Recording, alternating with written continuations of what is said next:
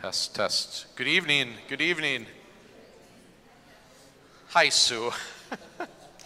Welcome to our the beginning of our Veritas lecture series. Veritas is truth, and Jesus Christ is truth revealed to us in scriptures. And of course, God puts us into a real world to intersect with real people with Him who is truth. So the goal of these lectures, we invite in gifted speakers, usually tonight as well, to help us understand better our Lord and His love for us, and maybe be better equipped to give a warm witness to our world. Very thankful to have two familiar faces. If the mic check is any indication, it'll be a very serious evening. They're not in a playful mood at all tonight. They're very serious. So, Professor Jason Oakland, a member of St. John's, married to Carrie, our second grade teacher at St. John's, and Dr. Wade Johnston, who used to be our pulpit assistant until we fired him, and got Dr. Berg instead. So I haven't fully recovered, so. Yeah, it's not fully recovered. So they'll go until 7:20ish, 7:25. There will be a break. If you want to leave before the prayer service, feel free to do so. They may or may not take questions. This is being live streamed, so if they do take questions and you ask questions, it'll be on the World Wide Web for everyone to hear. So, Dr. Johnston, Professor Oakland, let's give them a warm St. John's welcome. Thank you. Well, thank you, John. You should have asked Jason what Veritas means. He just found out today. He passed his Latin exam for his PhD. I did, so yes. I'm sure he would have known. I apologize. Pastor Borland's making us wear these mics, and I think they maybe make us look a little fat, Jason. Might be. I think it's the microphone. You'll have to bear with me a little. We're excited to be able to come and talk about the trip we were able to take last spring break to Italy. It had happened because my daughter was talking to my wife when my wife was taking her back to Madison, where she was a junior last year for actuarial science. This year she's a senior. And she joked with her mom and said, "Oh, I should go to Europe over spring break." And my wife, who is an accountant and keeps tabs of all my spending, and is very good at saying no, said, "Well, maybe you should." And she said, "You should talk to Dad." And it turned out our spring breaks aligned. Then it turned out my daughter's longtime boyfriend, they've been together since middle of high school, he also wanted to go. And, I didn't want to be a chaperone. So I thought, well, how about I bring a chaperone along and ask Jason here. No more, I thought, they're going to be in Italy, in Rome. They probably aren't going to want Dad always hanging around. So this gave someone for me to hang out with, and Jason was very kind. And we had kind of made some good arrangements, some affordable arrangements, and so the trip was able to materialize. Both of us teaching things that have to do with the things that we were looking at, but also looking to lead some trips down the road and kind of scoping out Italy for a possible future. We have a Germany trip in place. We've each done Germany a number of times. Neither of us had been to Italy. I'd been to Croatia with Pastor Borland, but that was as far as I had been in Southern Europe before. So we had 8 days. 8 days. And that included travel, so we knew we had to try to make the most of things. And so my daughter and I kind of meticulously planned. Jason thought about pasta, and Connor was just generally excited. And Jason did have Florence. Yeah. That was his planning day, and he did very well. Yep. But we were in Florence for part of a day, and the whole rest of it was in Rome. Well, why Rome? We went back and forth, and we said, okay, we've got 1 week in Europe. Do we want to go somewhere and have to bounce around a lot, and you never really get to know one place? Or do we want to get to know one place? And we said, well, one place. Then you narrow down, well, what cities would you like to go to? And you kind of look and you go, oh man, this was a very important city in the 18th century. That'd be great to see. Or this city has a very important church. Well, you look at Rome and you go, man, this was a very important city in all of human history, right? And it's got all kinds of churches and history and all these things. And we thought, let's give it a try. And as we went through stuff, there was really no bad. But more theologically and just as you think about human history. But the good and the beautiful definitely outweighed it. If we go back one, I threw everybody off there. We flew in, and we did this for two reasons. It was cheaper, which always touches my heart. And also, we could see a place we had never seen before, and then show Connor and Maggie a little bit of a place we had both been and really liked. If you've ever seen this guy in his lederhosen, which if you haven't, you're missing out. Yeah. You guys got to do like a German fest. Get him in his lederhosen. He got him in Munich. And Munich is a favorite for my wife and I when we've been able to go and see things as well. So we flew into Zurich, and we had 7-8 hour layover. Yeah, 8 hours. We were able to take the train into the Altstadt of Zurich and see the Zwinglian Reformation site. So Ulrich Zwingli was a Protestant reformer at the same time as Luther, but famously disagreed with Luther on the Lord's Supper. His Reformation started because they ate sausages in Lent when you weren't supposed to have meat. And so we made sure to have our own personal affair of the sausages. And we got our airport sausages we had to settle for. On the way back, we had a night layover in Munich. So the kids got to see Munich at night, a Saturday night, which meant a lot of teenagers having fun. But they got to get a doner. If you've ever been to Germany, this is street food, and it's my favorite, maybe yours. It's very good. And some good German beer. So we got to enjoy a little bit of that. But the rest of our trip then, and we'll go ahead and transition, was Rome. And what we're going to do is kind of, each of us will take a picture for each slide. There's going to be 2 pictures. We're going to try to stay disciplined on time. Carrie, you got a phone? Can you get a timer ready? Each section, right? What do we say? We got about 10 minutes total for the good. So when we get to like 7 or 8, give us a little hand motion. He's going to ignore you. He's been practicing for years, but I will listen. Jason said I should start off. The first picture there, if we're talking Rome the good, that's from the Appian Way.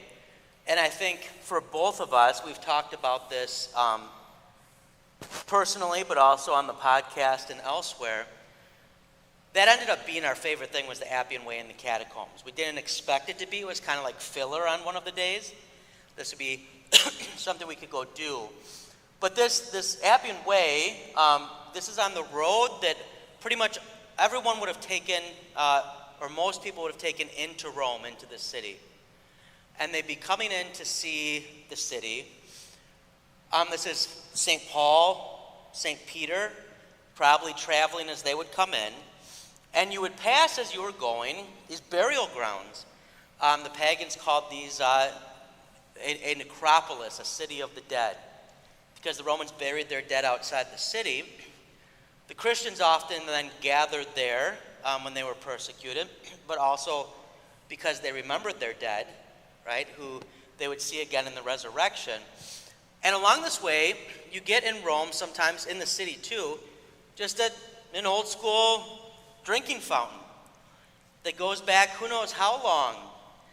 And you're reminded, as far as the good for the experience of Rome and the human experience, the amazing things that people have been able to do for quite a long time. The amount of engineering and ingenuity that went into having running water for the Romans thousands of years ago.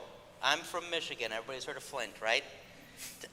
To have good running water coming into the city and being able to go up and just drink out of it.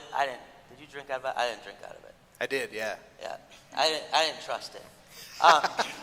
But you think of all the pilgrims who had come this way on this road. Right? They say all roads lead to Rome. So the train station in Rome is the Termini station, the termination, the end of all roads, the terminus, the end. And to think of how many people would have experienced that, and for Christians, how many Christians either coming into the city or having to go out because of persecution, but would have followed that way. Human travel, human technology, simple staples like water being able to enjoy was something that was striking. As you're thinking across time, just these common existence things that can easily be taken for granted. We know when Rome falls, things like this is what people no longer had, and makes us appreciate our own marvels that give us these things today. Jason was very excited to talk about this next one. Oh, yeah. So I'm going to go ahead and throw that to him. Yeah, so this next one, talking about the human experience, I think one thing that strikes you when you get to Rome is that there are people everywhere. I mean, this was, you've been to big cities in our country, and about the only thing that, to me, came close as an experience with the people was Times Square in New York. That's just that many people in a lot of these places. And what's pictured here in this picture is one of these public gathering spaces that you find all over the city. And that is a gathering of people. In the background, you see the Trevi Fountain. And so, like, these gathering places are often adorned with beautiful artwork that was commissioned throughout the years. And this is at night, and even at night, even well after dark, there's throngs of people there. And then the other thing in the foreground there that you can kind of make out is actually a gelato cone.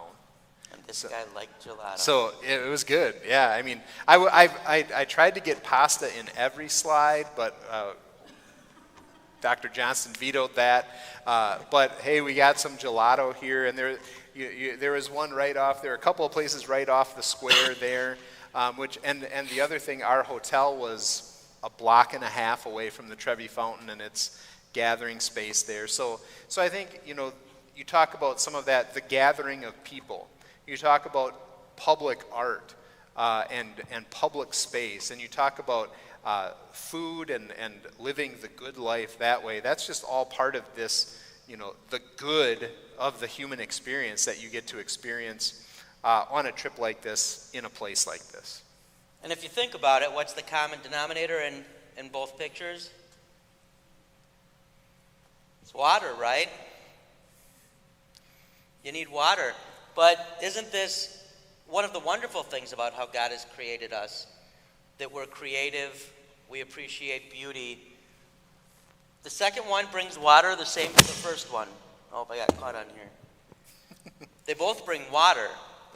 But that these, in times of where the humanity has had the ability to do things like this, making that space and this staple thing surrounded by something here, and the Trevi Fountain is sponsored by a pope, right? Yeah. To be a public space. We still do some things like that, right? You go to the Brewers game, although we groan about it, paying the 5-county tax. But how many people have had how many experiences in spaces like that? Sound fair? Yeah. Why don't we go to the next one? All right, so the breadth of human history with the good as well. And should I take the one with me in it? Or sure, do you want to go take the for one it. with me in it? I know you like talking about me. Yeah, I do. I really do. But go ahead and take the one with you in it. I'll go ahead and take the one on the far side. That was my profile picture for a while on Facebook. My daughter agreed to a picture with me. She was strangely not embarrassed for once. And it turned out okay. This was from our hotel room. And our hotel was great with one exception. The place we booked it through made one mistake and had it having one more bed than it actually had. And it turned out no one else was willing to sleep with Jason. So we had to split a bed. But we made clear boundary. And it worked out. I got earplugs on the second day. But out of our hotel window, we noticed, okay, this was the view. And we took this picture, and we have no idea what's in the back of the view, but it's a view of Rome. That's pretty cool. We'll take a nice picture. We were talking to the hotel lady, who was very apologetic when she realized we were down in bed. So she was kind of telling us all about the area, and she said, do you know about your view? And we said, oh yeah, it's very pretty. We like it. And she said, well, do you know what that is? I said, no. Well, that's the presidential palace. That is where the president of Italy is. And she gave us this long history of why it's there and after Mussolini, how they broke up the government, so there hopefully would not be a return of fascism and all of that stuff. But here we have this bit of modern Rome that I would have thought, oh, that's just some old thing. Right in the background, which makes sense. There were flags, there were helicopters sometimes. And so that was a neat thing also of appreciating the breadth of human history, is this place that just seemed like a place was the equivalent of our White House. And right in the middle of things. And I'll let you take the other one, Jason. Yeah, so that's kind of the now of things. The other picture there represents the distant past. I mean, it harkens back to the founding of the city of Rome. Rome was supposedly founded by twin boys, right? Twin boys, Romulus and Remus, that were suckled by a she-wolf in the wilderness, and that allowed them to survive. And as they grow up, they found this city that is Rome. And I think, you go back to the founding of Rome, you're talking 8th century BC. So, this is closing in on 3,000 years of human history that has taken place in this city. Again, this is something that you'll see references to these, to the founding of the city, of course, and to some of the days, the height of the Roman Republic and the empire. You'll see little echoes in different places, and all throughout this span, it is really an impressive thing when you think, especially compared to some of the things that we point to in our country and say, boy, that's really old. This house dates back to the 1700s.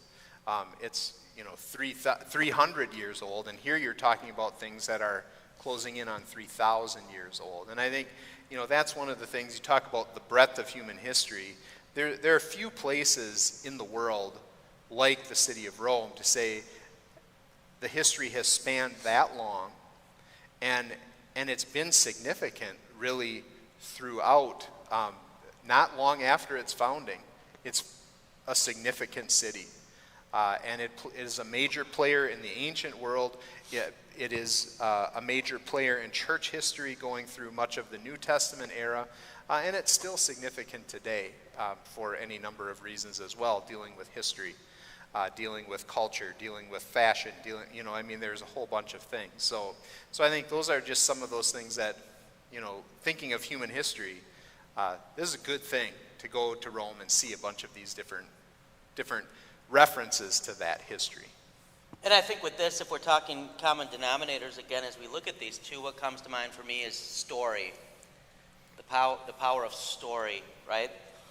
If you think of that presidential palace and the account of what they're trying to avoid with Mussolini and fascism, fascism, right, looked at the past and tried to craft a story that would give some sort of national or Volkish unity, right? Picture Mussolini looking at Romulus and Remus and saying, look at the Italians, we are surely the greatest. But at the same time, we all want a story. If we don't have a story, we'll make one up, right? We want to look back, we want to do our genealogy, which is great. We want to know George Washington or Abraham Lincoln cut down a tree or didn't tell a lie. And one of the things you appreciate as a Christian when you go to these places is the constancy of us having a story that grounds us. And not just a story like a fanciful tale about twins and a she-wolf. Although I knew these guys in high school, same thing happened, right? But a story that's concretely grounded in history in Christ who took on flesh. And so all these stories that have animated people to wonderful things, now also terrible things. But even think of a country that emerges from World War II and from fascism and Mussolini and just bounces back as it has before in trying to put safeguards in place. And so I think that the breadth, resiliency of the human race as well. We'll go ahead and jump to the next one then. And why don't you go first this time? I'll let you pick which one you want. We did not practice picking these. So. Yeah, I'll pick the Catacomb Church, the Church of Saint Sebastian. That's the one on the left. The white one. The white exterior of the church, and you can see we're walking in there.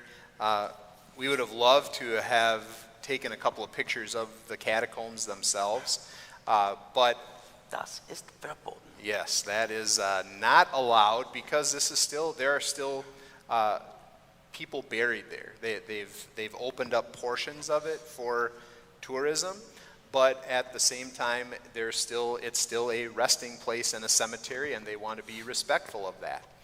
This was along that Appian Way that Dr. Johnston was talking about earlier, and there were a couple of churches along this place, and this was the Church of Saint Sebastian. We got a tip the night before. On a very crowded bus. That said that they were talking to people that had been to the catacombs. They said, go to that one, it's really good. So we were planning to do that the next day anyway, so we said, well, I guess we're going to point our destination there. And when we got there, the church itself is part of the tour, and we went through the catacombs. And was one of the 7 pilgrim churches. Yes. Before John Paul flipped it out for another one. Yeah, so there are these churches that everyone, if you're gonna stop at all of them, that was kind of the goal of pilgrims that came to Rome. And I think the thing that strikes us about this, as far as the good of confession and piety, is that this was significant very early on. This was one of those churches when the catacombs were still, being used for burial places. This was, set up early on, right? And this would have been the area where, judging from archaeological evidence, before there's the big Basilica of St. Peter's and before there's, the St. Paul's and these big churches in Rome, this would have been where St. Peter and St. Paul were first laid to rest. And there's graffiti evidence all around. They have a whole wall. Well, they didn't mean it as graffiti. They meant no. Yeah. That people had wrote on little shards or little stones, and then they would just drop them or leave them in places, saying, so glad to see St. Peter or St. Paul. And this was all over this place that dates back to the early days of the Christian church. And the fact that you see the importance of Christian piety in the earliest days of the church, how significant that was, that there was this message of a Savior who brought life from death, who offered victory over death, and what that meant for people, and how, that it was that message that toppled the empire of Rome, but also then added to Rome's significance. And I think we both felt that the catacombs were one of, you mentioned earlier, the catacombs, Appian Way, that was one of the highlights of the trip. And I think the big reason why we thought that was such a big highlight was here you see early Christian piety on display. What this meant to people going back, almost 2,000 years. Yeah, and when I mentioned before, for the pagans, this was a necropolis. It's a city of the dead. You maybe build a nice memorial, whatever, but it's the place of the dead. For the Christians, these become places of hope. Right? There is a resurrection, and the images you see, and some of the graffiti, for lack of a better word, are about the hope of the resurrection. And so when you remember someone who was martyred for their faith or who had gone home to heaven, you would often have a meal at the grave. You feast. That becomes what we still have in our hymnals, the festivals, the feast days that sometimes pop up for those people who remember having given their life. We remember, right, that there's only one God and only one Savior and mediator, but the God who came into the flesh uses flesh and blood human beings for his church too. And so we can give thanks. And that's what the second one is. This is St. Paul's outside the walls. This was the only time I almost fell and hurt myself. I was pretty impressed with that. On some uneven pavement. It was like walking on a Milwaukee road. And we thought this was a end of the day venture. We had some time. What do we want to do? We had got the Metro pass, which is a great deal. All their public transport you can get a pass for a week. I'm going to say we paid 27 euros. Yeah, that was a good deal. Go everywhere on stuff for the week. Now, there were times on the bus or the subway, literally people got pushed in so they could close the doors. So sometimes it's super busy, sometimes not. Or people couldn't get in. They had to Right. wait for the next one to come I along. tried to keep him from getting in several times. It was unsuccessful. But I'm we go to persistent. St. Paul's outside the walls. Anybody want to guess where St. Paul's is located? Outside the historic walls. And this church, is just mammoth. This just keeps going. You have the chancel up here. It keeps going forward. But if we had a picture of the back, it just keeps going backwards too. St. Paul is, according to tradition, and we think evidence, buried here. His grave would be back in here. And here is supposedly his chains. Now, we don't know if this was his chains for real or not. But as we were snapping a picture, didn't quite notice, I probably would have been more discreet, but there's a monk and a nun in here praying. And Jason went down and knelt and started praying, and I had to be like, Jason, we don't do that. And so he stopped. But one of the cool things about this church is while we might not agree with all Roman Catholic piety, it was one of the places where we just saw an abundance of people practicing their faith. Up here to the left, there was what we would consider a church, but a chapel where there was a mass being said. There was a group from Africa that was gathering here and learning about the faith. A number of priests just in and out. And while we don't have relics, we don't believe they have some special power, and we don't pray to the saints, it is humbling to have a connection to the past in this way, and remember that St. Paul was flesh and blood like any of us, right? And God used him, and his confession of the faith. What do we still have for sure? I don't have to say supposedly for this one. Not necessarily his chains. His epistles still speak to us still today. And so I think it was nice to see, this early Christian art, which was extremely Christological, the ceiling here, which we weren't able to see. But also as Lutherans who were very Pauline in their theology. Romans and Galatians are big books, right? To have the opportunity to be connected to the life of St. Paul in some small way. Does that sound fair, Jason? Yeah, that's good. Yeah. Okay. I was just joking. He did not pray I did not. to the saints. We should. Not that I know of. All right, we'll switch to the next one.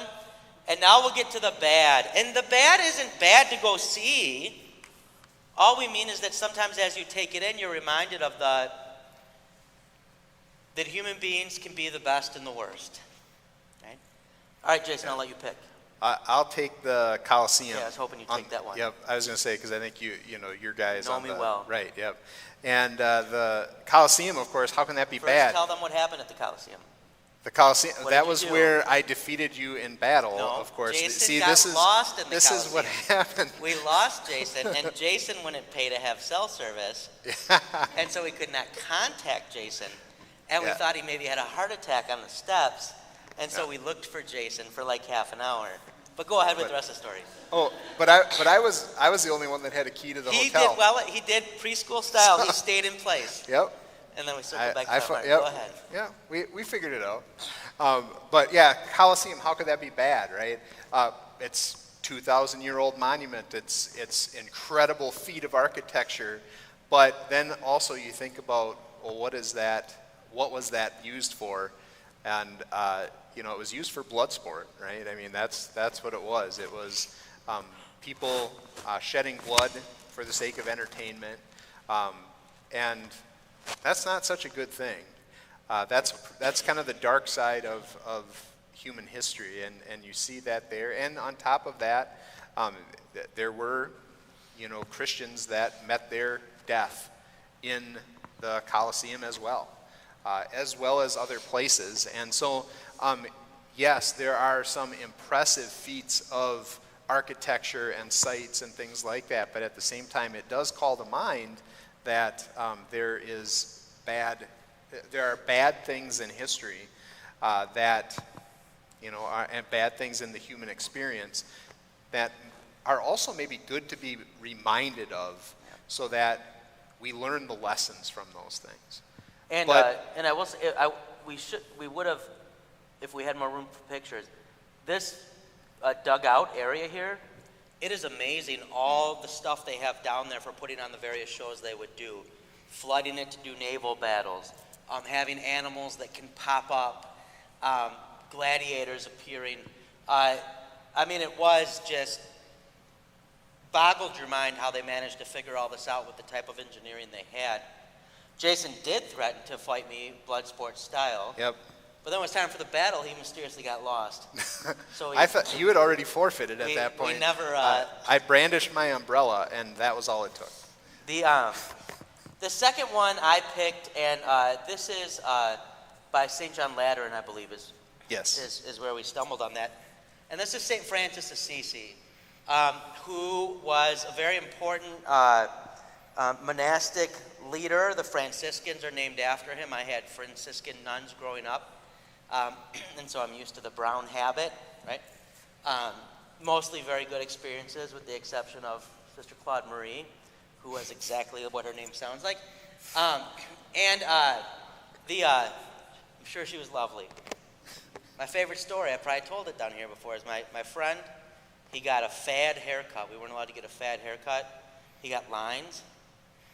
And over the PA, the principal's secretary said, so-and-so, so-and-so, please come to the principal's office.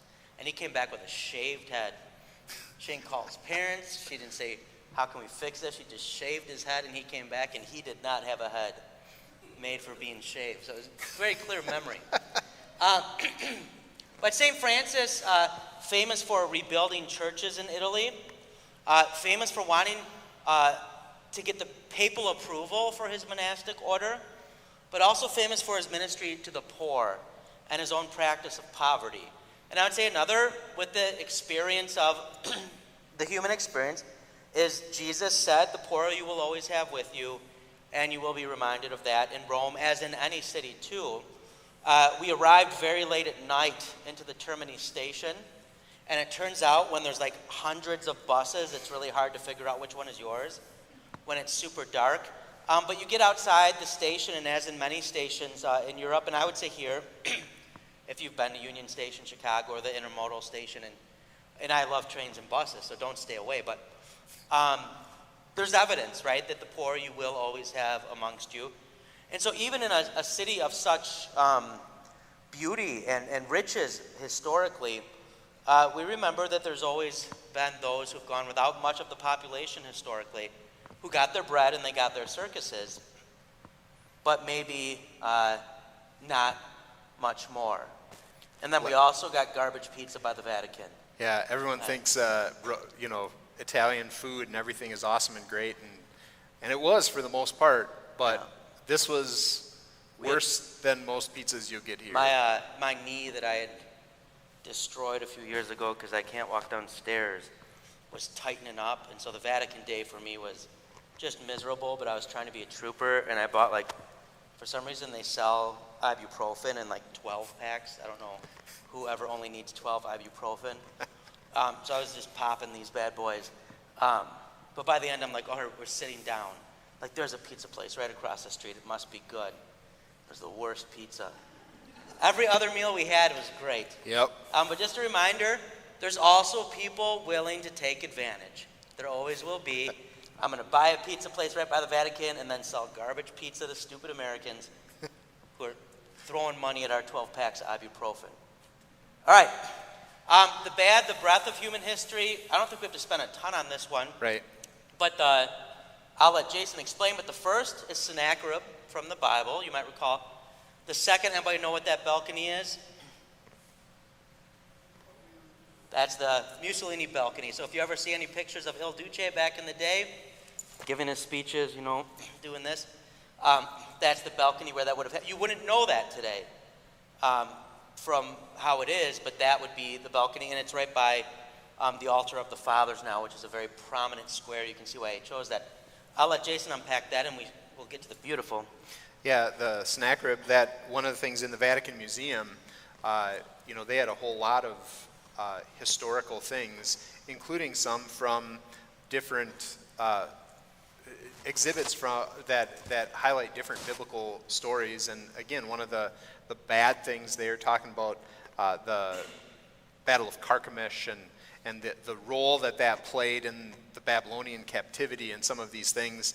And they have archaeological evidence from that part of the world in the Vatican Museum, and you can go and you can see evidence of that. But again, there's some of these, and along with that is evidence of idol worship. There's calf god statues and all these things. You talk about Israelites worshiping the golden calf and things like that. You can see evidence on display there to say this is what we see in different throughout the breadth of history. There's that idol worship and violence that went along with it. And Luther, in talking about the Old Testament, talks about, right, God will use one nation as a rod to punish the Israelites and then punish that nation for punishing the Israelites. So he says it's like a father who takes the rod, and some of you maybe remember these days when you'd get a spanking. I didn't get many, but we had a paddle that was passed down in the family, and you had to sign it after you got your first licking. And so you kind of wanted to be on there. All the cool uncles were on there.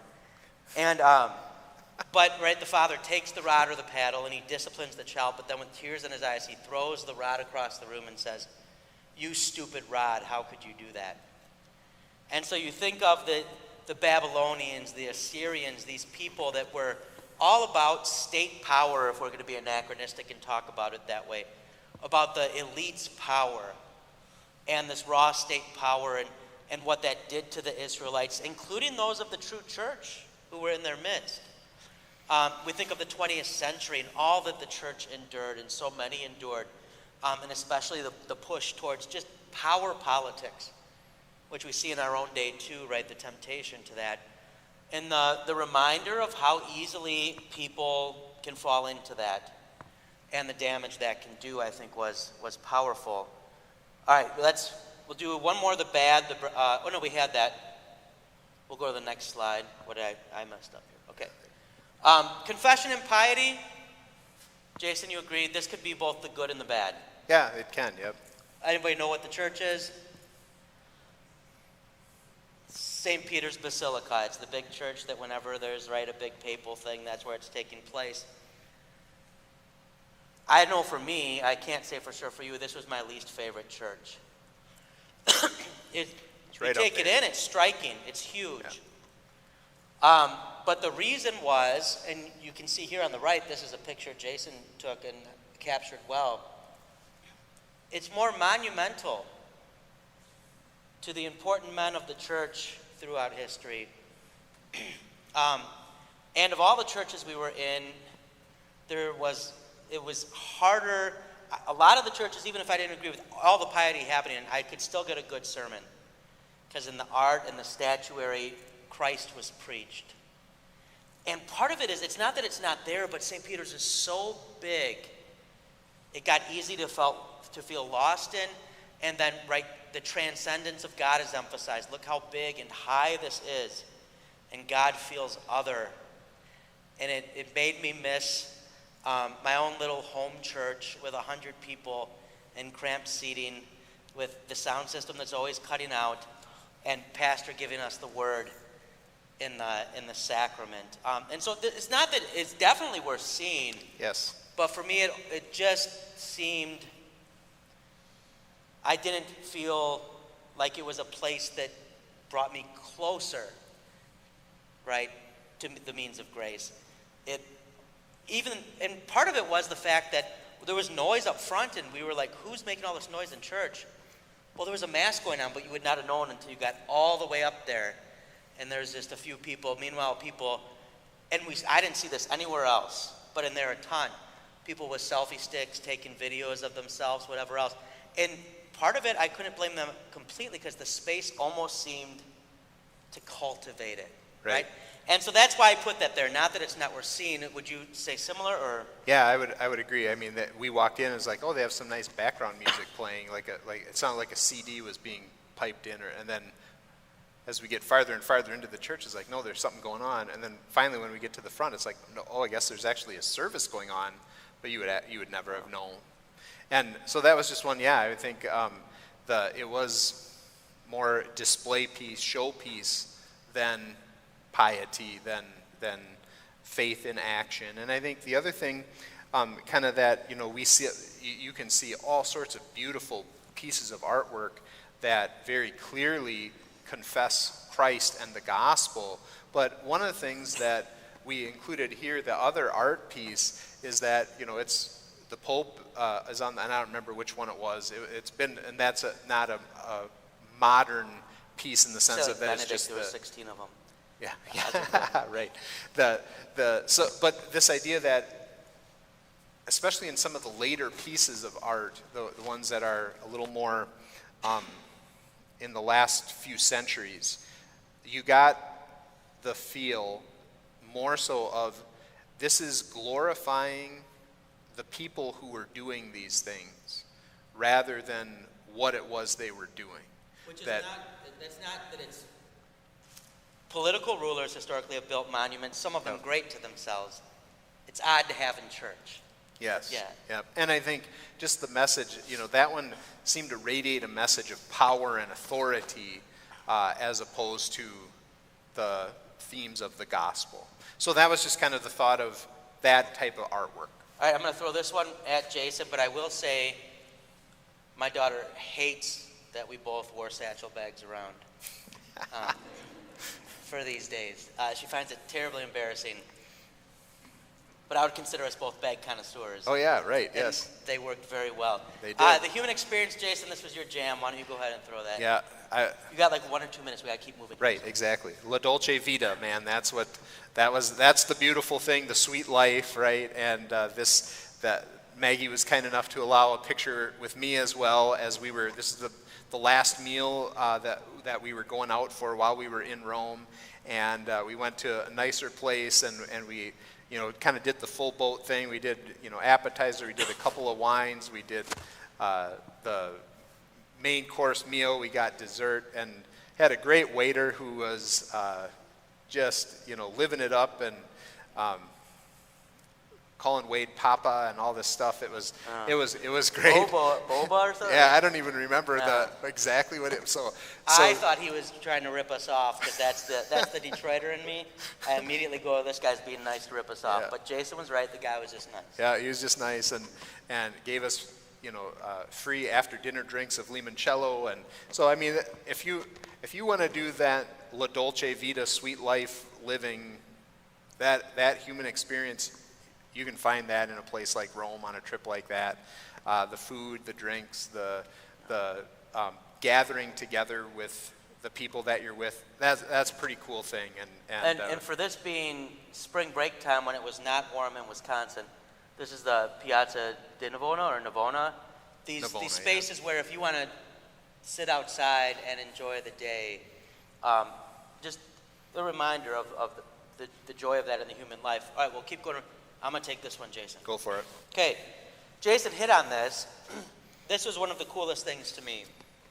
This is the Roman Forum. So if you would have come in on that Appian Way, one of the most prominent things you would have seen was the Roman Forum, which was where all the temples to all the deities were. And you think of St. Paul and St. Peter probably walking through here on the way to their imprisonment. And we went to the Mamerton prison where they were likely held in the basement. We didn't really get to get any good pictures. It wasn't a very photogenic space. But if you think of just the marketplace, the Amazon, the Mayfair Mall that was religion in that day, and that the Romans were totally fine with the Christians liking Jesus. Jesus could be a god too. The Romans would have even added him to the forum if they wanted. But all that the apostles and our mothers and fathers in the faith were willing to endure, to hold to the fact that Christ wasn't a God, but the God, and not because they were stubborn and just wanted to do the math right, but because he had taken on flesh and come to save them, not just for the next life, but for this life too, so that they were free then even to lose their life for him. The second is Constantine's Arch. And I have a symposium paper I'm giving at our seminary this month on the history of church and state, so I'm sure I'm going to upset people no matter what I say. But I talk a lot about Constantine in there. And if you know a little about Constantine, you know he's the first Christian emperor, even though he's not baptized till his deathbed. But think of over the span of time, Christianity just held on. And here's the Roman Forum. Here's the gate of Constantine. You've seen the churches. We're here now.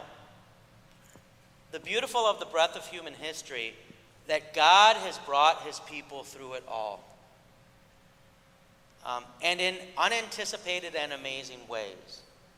I talk in my paper, I have an icon of the 7 sleepers of Ephesus. That, I'm sure, is not true, but it's a great story. During the Decian persecution, these guys locked themselves up in a cave because they're going to be martyred for being Christians.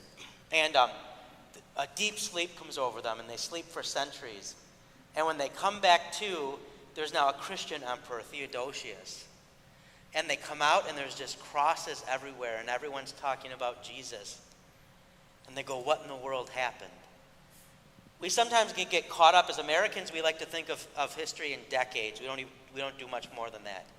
So, you'll have like the 70s, a little documentary or something. But that throughout all the span of time, what God has been able to do for his people. You got like 30 seconds if we're going to stay on. I'll give you the next one. And I think this is the Confession and Piety beautiful, that idea of here you have artwork on display that stretches back, to some of the greatest artists in history. And this was in St. Peter's of Yeah. So we were hard on St. Peter's, but you can find. Michelangelo's Pieta is in St. Peter's Basilica.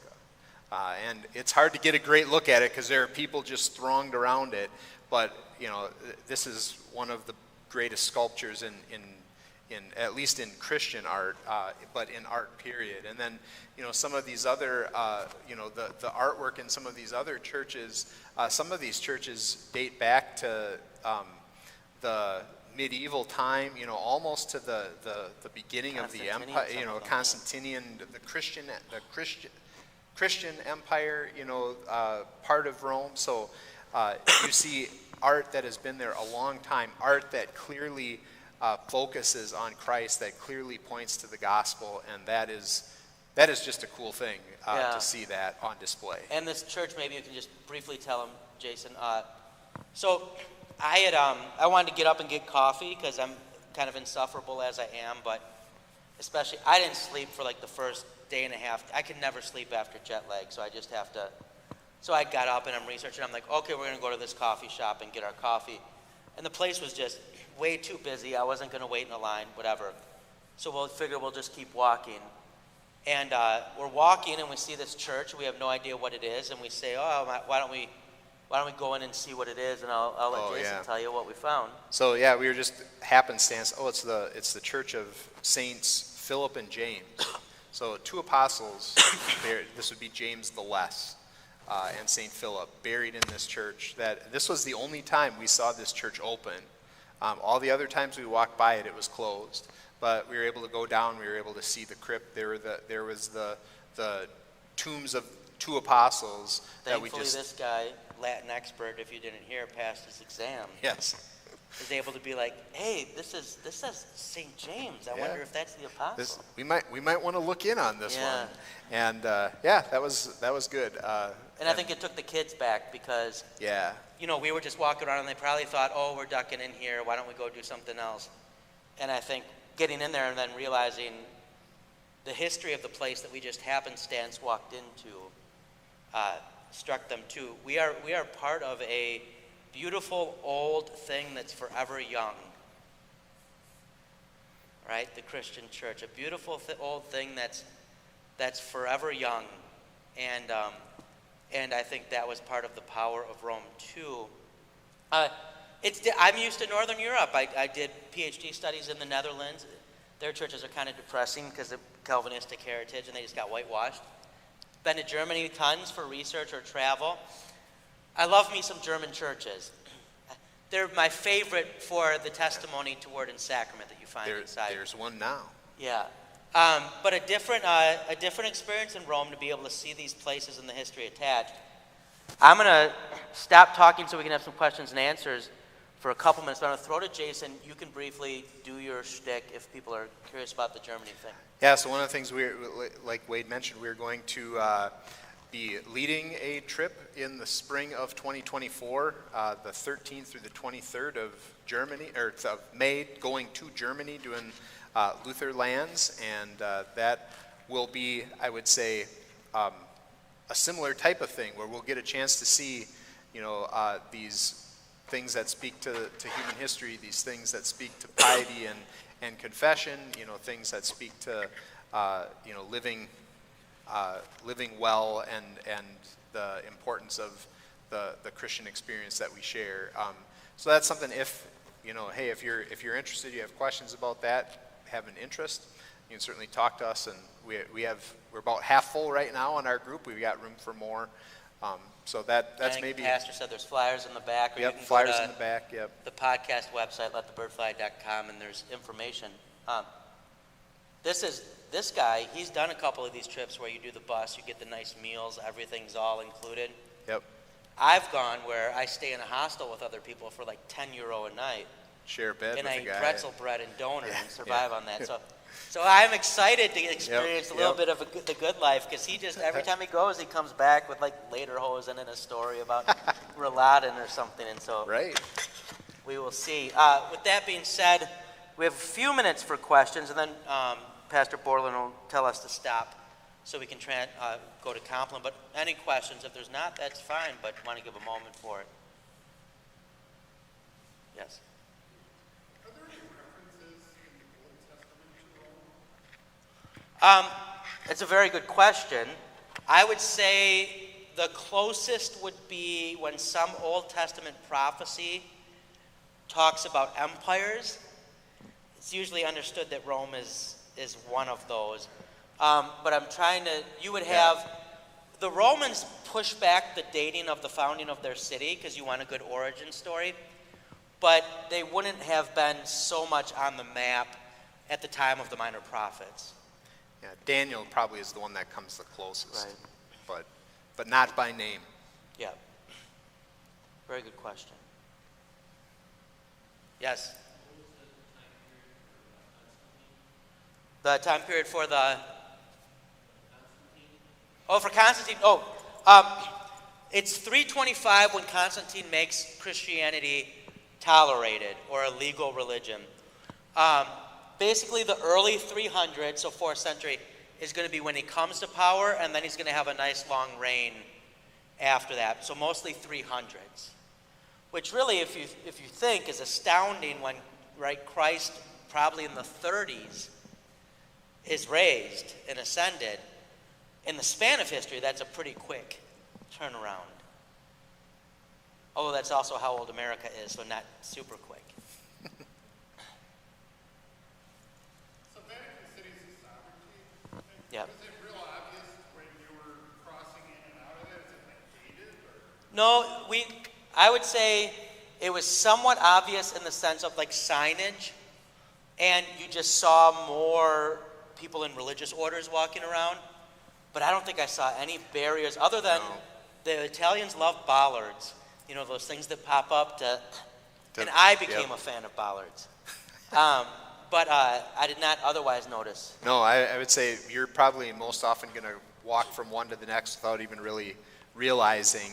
But yeah, you're right. There's definite demarcation, but you don't really notice it when you're there. And the buses and that, they just run right across Yep. the boundaries like it's nothing. John? Let's give them a round of applause and thank them.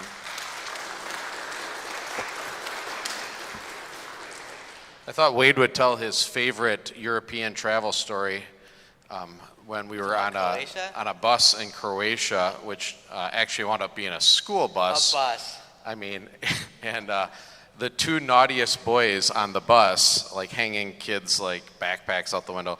It turns out they're like distant relatives of mine in this little village in Croatia. I was presenting in Croatia for a conference. Somehow I managed to get to go to this. And it turns out John has family from Croatia, so we thought we're both going to go early. How cool would it be if we can go see the island your family was from? So this town of 42 people and one atheist, right, who became our great friend because he and we were the only people who weren't Catholic. But my favorite part of that trip is so we go and we get to meet John's cousins, the two boys on the school bus that were being naughty, which is a one-lane road about a mountain, and I'm afraid of heights. But then we're talking to her, and she says, she's the steward for the little church there, and she says, "Oh, would you like to see the church?" And I said, "Oh, they let Lutherans in." And she looked at John so disappointed and said, "You're Lutheran? How can this be?" How can this be? That was great. Thank you both for being here. Thank you, Carrie, for putting up with this too. Hey, next month we're in for a real treat too. So here's the story. Vicar Krieger has an uncle who's a professor at Martin Luther College, and so when we started these series a few years ago, I sent out an email to about 20 guys I think would be good presenters, and I didn't change the email distribution list. So I sent it out last spring, and Professor Mark Paulschen from Martin Luther College sends back and said, "I'd love to come to McGuanago." And so he's coming next month, and he's going to talk about the power of words. And the only reason he was on the invitation list was because he's Vicar Krieger's uncle, and I thought just maybe he would come see him. But he's going to drive 6 hours from New Ulm and come and present to us. So bring a friend. He's real. Yeah, it'll be a fantastic presentation. So, hey, we're going to have church in about 4 minutes. There are service folders on the table. You're not obligated to stay, of course. Thanks for coming for the lecture.